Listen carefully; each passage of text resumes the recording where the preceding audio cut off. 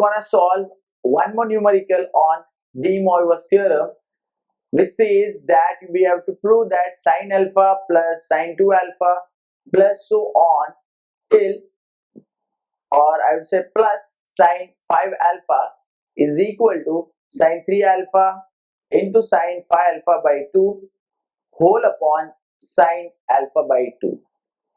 Now guys, if you will see the left hand side, all terms are sine, right hand side, all terms are sine, and they are saying use De Moivre's theorem to get the answer. And we know that whenever we want to apply De Moivre's theorem, then our number must be in the form of cos alpha plus I sin alpha, and then it should have some power which we take inside and we multiply that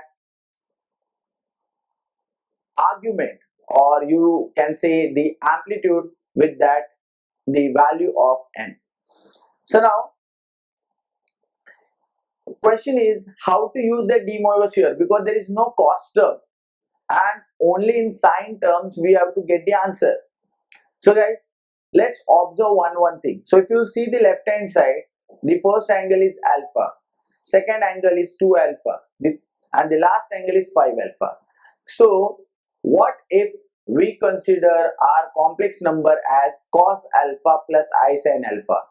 So the second term, that is sine 2 alpha, we will get if we square that cos alpha plus I sin alpha number. We'll get last term if we take fifth power of cos alpha plus I sin alpha by De Moivre's theorem. So here I would say let z equal to cos alpha plus I sin alpha. So if we apply the De Moivre's theorem on each and every term, or by taking the power as 2, 3, 4, 5, then we can get these terms. But guys, that time we will also have the real part as cos. So the question is how to eliminate that cos. So guys, what we'll do here is we are gonna use one identity by which we will solve the left hand side and right hand side.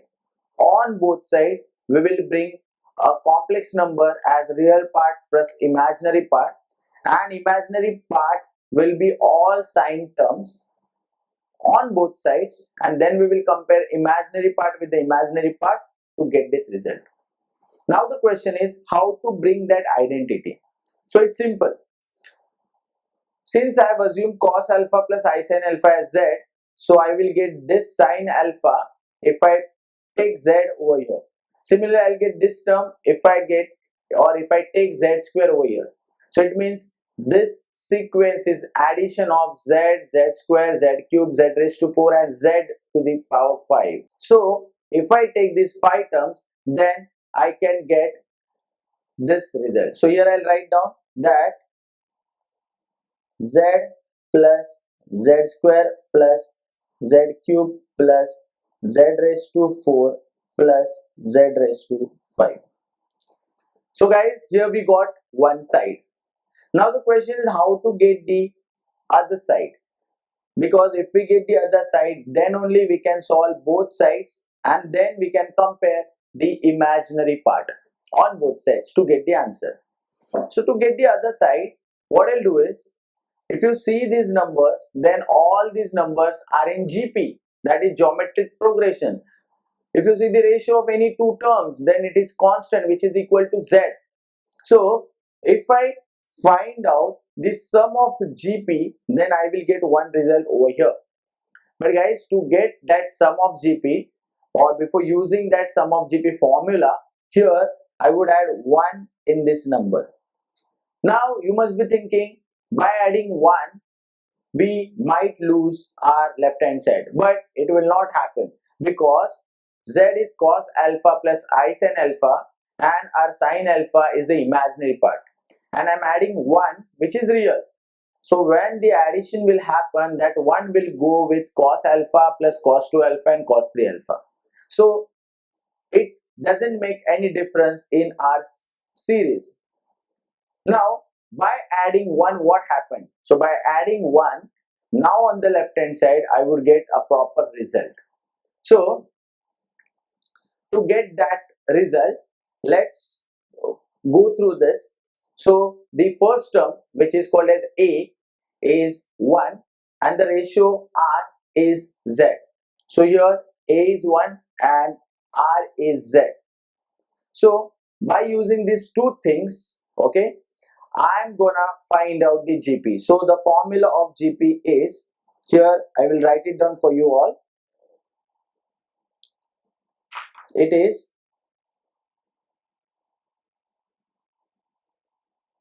sum in GP A into 1 minus R raised to N upon 1 minus R. So I'll use this formula. So A, that is first term, is 1. So I will not write. Here we will get 1 minus R raised to N. So ratio is Z. So that will become Z raised to N upon 1 minus Z. So guys, now I got LHS and RHS. So now we will solve both sides and we'll compare the imaginary parts. Now it's very simple. So it's just a matter of calculation. So let's start with the right hand side.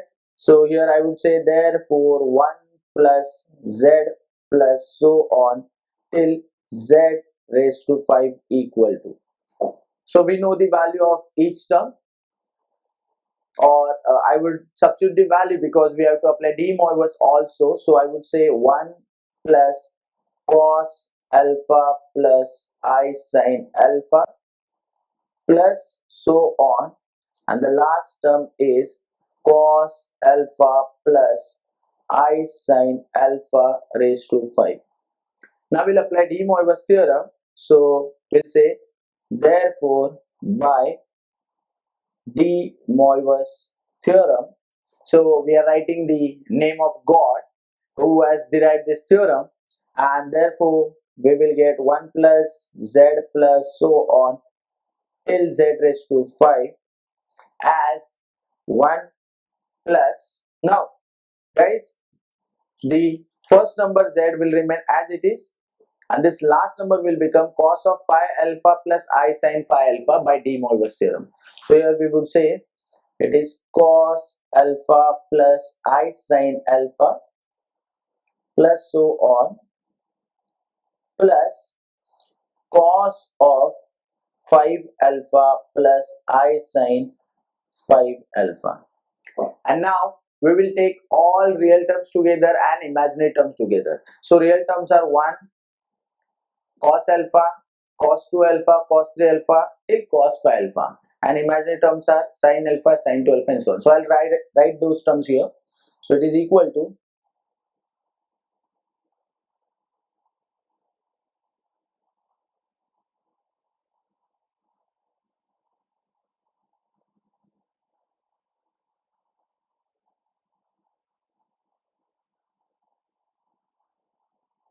and I would say this result as equation number 1. Now let's solve the left hand side and let's find out the equation number 2. So left hand side is 1 minus z to the power n whole upon 1 minus z. So here I'll say therefore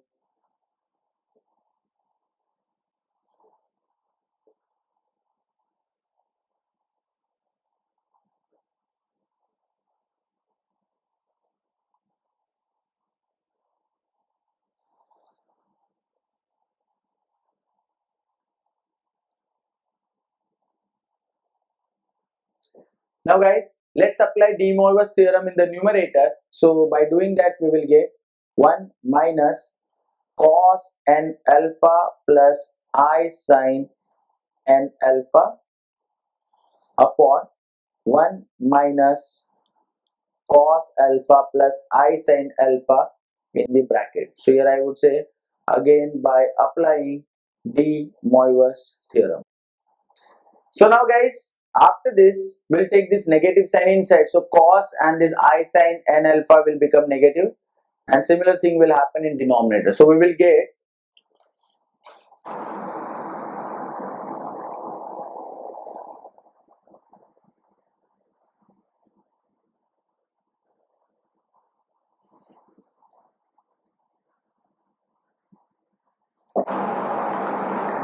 Now guys, let's come back.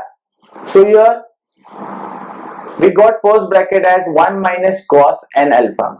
So guys, we got this whole term from 1 minus z raised to n upon 1 minus z.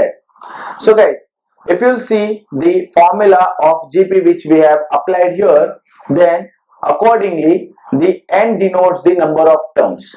So here when I was explaining you the formula, that time I consider it as n by considering the n terms. So now let's come back. If you'll see here, then we have 6 terms. So it means the actual value of n must be 6. So here we can say that this n is equal to 6. So I'll rewrite here itself, or I would represent here, that is 1 minus z raised to 6 upon 1 minus z. So n is 6 because number of terms are 6. And now guys, the same thing we will do in the last step. So here also that will become raised to 6, here also 6, and that 6 will come inside. So guys, now understand, next time you might get a question where the last term would be sine of 7 alpha. So if it is 7 alpha, you will go till z raised to 7.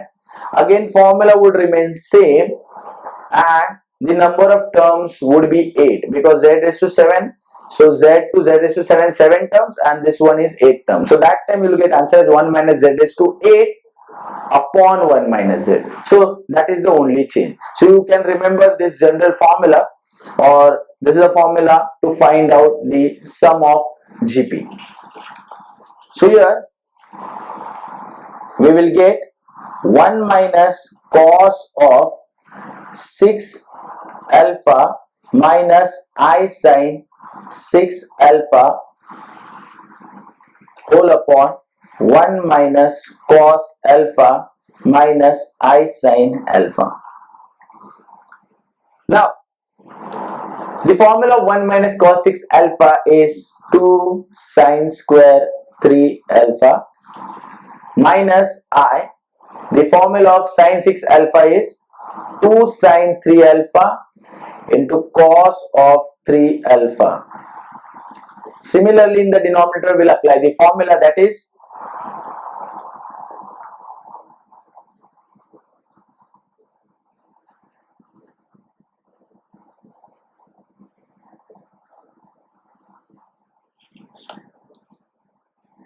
now guys, from numerator we can take 2 sin 3 alpha common. So we will get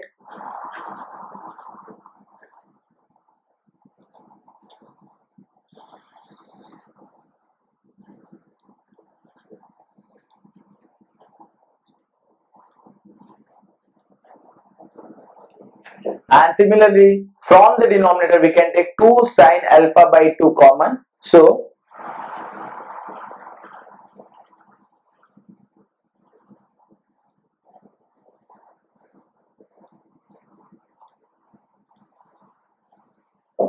now here 2 will cancel and we will get sin 3 alpha upon sin alpha by 2 outside the bracket. So guys, if you see the result, then here we want this term sin 3 alpha and sin alpha by 2. Now it's just a matter of this last term, and for that we'll solve the brackets.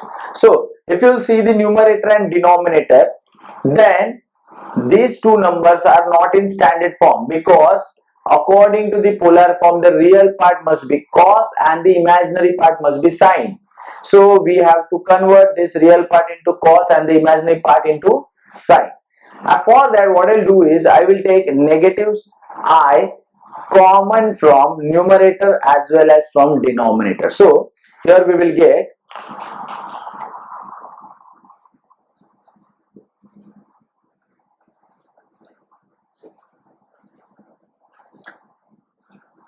so I am keeping these two terms as it is. Now minus I we have taken out from numerator and minus I from denominator.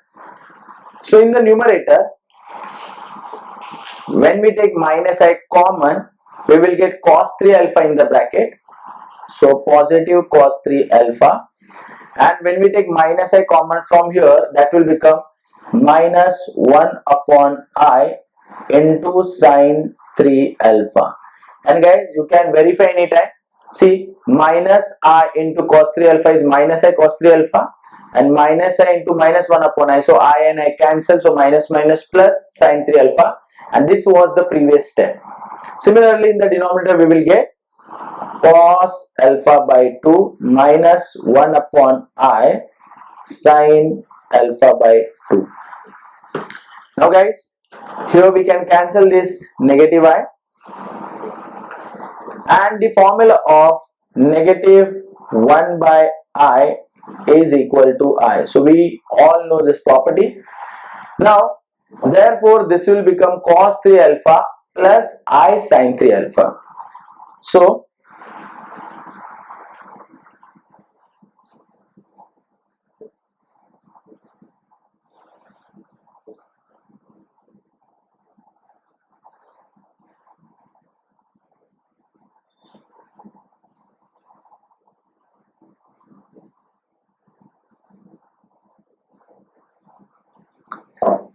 now guys, let's divide these two complex numbers. So both numbers are in polar form, and whenever we divide any two complex number in polar form, that time we subtract the amplitude of a number. So 3 alpha minus alpha by 2 will happen. So this will give us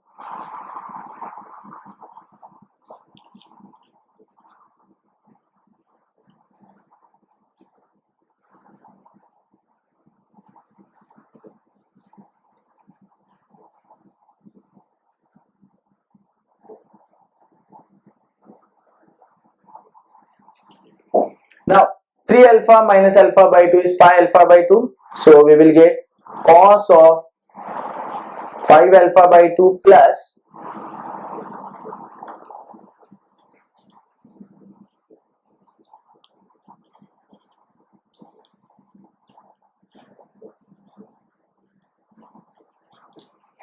and guys, this is what we got by solving the left hand side, and I'll call this result as equation number 2. So if you'll observe result 1 and 2, and if you compare the imaginary part with imaginary part, then here the imaginary part is sin 3 alpha into sin 3 alpha upon sin alpha by 2 into sin 5 alpha by 2, and guys, that is what is the required result. So this is the imaginary part, and from the first result we got imaginary part as this sin alpha plus sin 2 alpha till sin 5 alpha. So here I'll say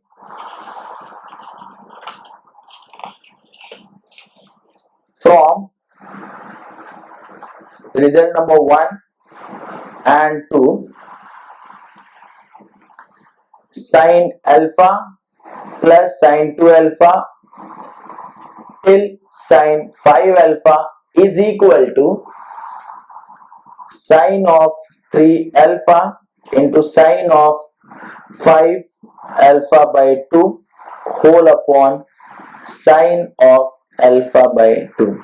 So guys, here we have proved the given result, and I am sure that you understood this video and you want to learn more videos on engineering mathematics. So stay tuned with eKida, and you can visit to ekida.com to get all videos in sequence and to learn it anytime, anywhere. Thank you very much.